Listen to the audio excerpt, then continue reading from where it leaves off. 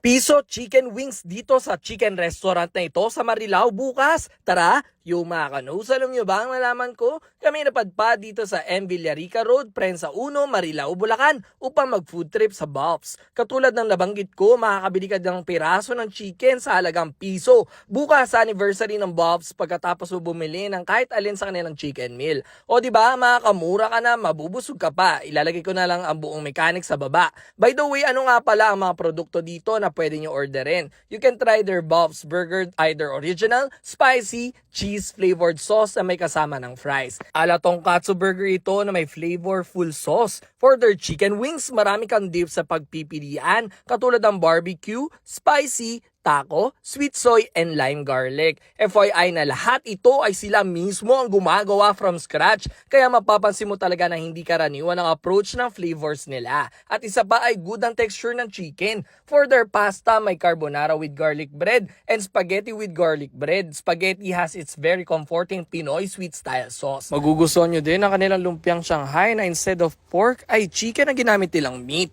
Your children will also love here because of the design and interior ng kanilang restaurant. Masarap din ang pastries sila katulad itong cookie, brownie, and banana muffin na sila din mismo ang gumagawa. Hindi sobrang tamis at hindi nakakaumay. Kung titignan nyo ang kanilang menu, maraming iba't ibang combo kaya ikaw na lang ang mamimili kung gusto mo ba may kasamang fries or drinks ang food mo. Open nga pala sila from 10 a.m. to 10 p.m. everyday kung pupunta kayo and makikita nyo din sila sa Waze app. O ano pa hinihintay nyo? Tara na dito sa Bob's Chicken sa Marilao, Bulacan. Let's go!